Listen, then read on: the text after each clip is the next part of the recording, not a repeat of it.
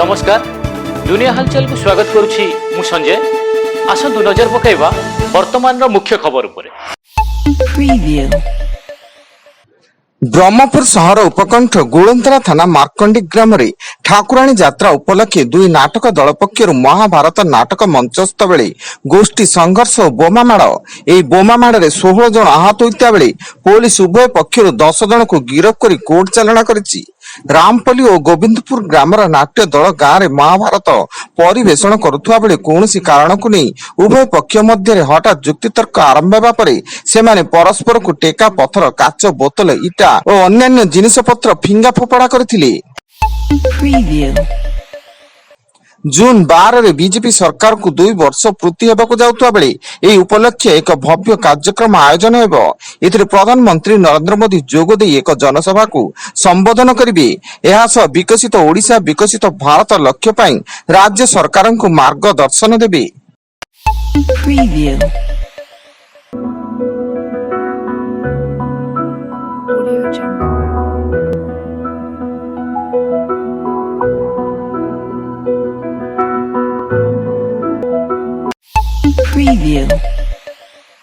ब्रह्मपुर रे IPL betting को नहीं पुणी एक अपराधिक घटना घटी।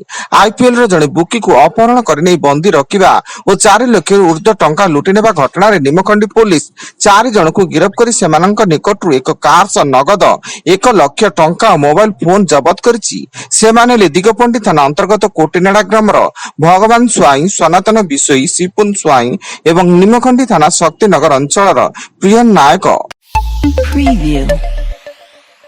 उत्तर प्रदेश बेतवा नदी उपर निर्माणाधीन पोलर एक अंश भूशुड़ी पड़ी 5 जन श्रमिकों मृत्यु घटिता बेले अन्य केतक आहत होइछन्ति। एही पोलटी कुरारार मोकंदर परासेनियारू नैती ग्राम पर्यंत व्यापिथिया बेले घटना समय रे समस्त पोलर एही अंशरे शोइथिले एवं मृत्यु संख्या आहुरी वृद्धि पाइपारे बोली सूचना। पश्चिम बंग में बांग्लादेशी विरुद्ध में शुभेन्दु सरकार डिटेक्ट डिलीट एंड डिपोर्ट अभियान माध्यम बांग्लादेशी को चेतावनी दे कहते राज्य में बेआईन भाव रोता बांग्लादेशी माने जेते शीघ्र पारे स्वेच्छाकृत भाव राज्य छाड़ा दरकार। तेबे पश्चिम बंग में एक्शन पर बांग्लादेश ओडिया मुआ हो पारती बोली आशंका प्रकाश पाई।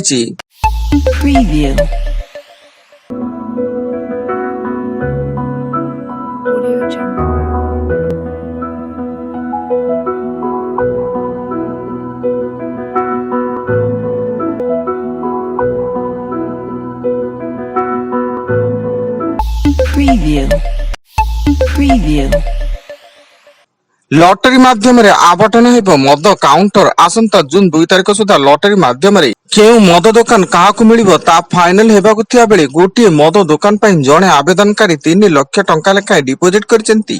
तेबे राज्य रे मोट 1200 मद दुकान पई एप्लिकेशन फी बाबत को प्राय 800 कोटी टंका आदाय होइतिबा सूचना।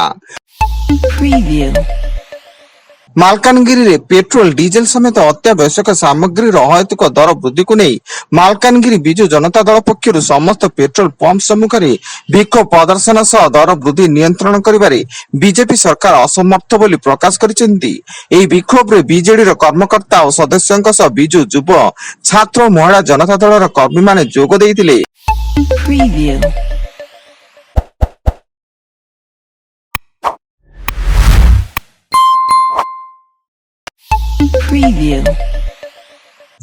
भद्रक जिला वासुदेवपुर थाना बेतड़ा अंचल में दियर और भाउज 2 जन को अपहरण बेले माड़ी बसिले ग्रामवासी। खबर पाई पुलिस घटनास्थल पहुंची दियर और भाउज को उद्धार करने सह 2 जन को थाना रे अटक रखी तदंत चलाई। ब्रह्मपुर एमकेसीजी मेडिकल रे पुणी थर अग्निकांड जख्मा और छाती रोग विभाग आईसीयू रे निया लगी आईसीयू भितर थिबा एक फैन जली पड़ी नष्ट हो जाइछि।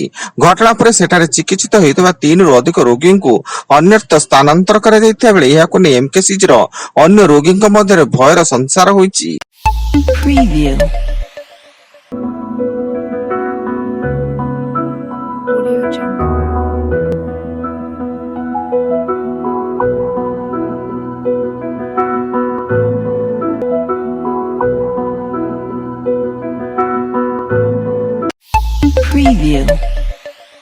ଆଜି ଓ ଆସନ୍ତାକାଲି କାଳବୈଶାଖୀର ପ୍ରଭାବ ବଢିବ। ଏଥିପାଇଁ ତାତି କମିବା ସହ ଅଧିକାଂଶ ସ୍ଥାନରେ ତାପମାତ୍ରା 40 ଡିଗ୍ରୀ ତଳେ ରହିବ।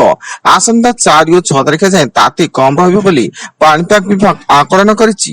ଉପକୂଳ ଓଡ଼ିଶାର ଅଧିକାଂଶ ସ୍ଥାନରେ ତାତି 35 ଡିଗ୍ରୀରୁ 37 ଡିଗ୍ରୀକୁ ଖସିବ ଏବଂ ପଶ୍ଚିମ ଓ ଆଭ୍ୟନ୍ତରୀଣ ଓଡ଼ିଶାରେ ବି କମିବ। Preview.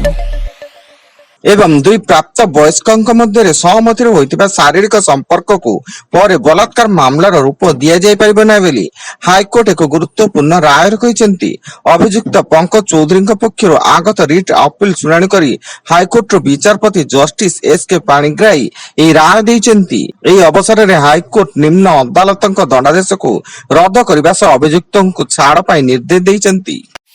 Preview. ବର୍ତ୍ତମାନ ପାଇଁ ଏତିକି। ଅଧିକ ନ୍ୟୁଜ ଅପଡେଟ୍ସ ପାଇଁ ଭିଜିଟ୍ କରନ୍ତୁ ଆମ ୱେବସାଇଟ www.duniahalchal.in। ଧନ୍ୟବାଦ।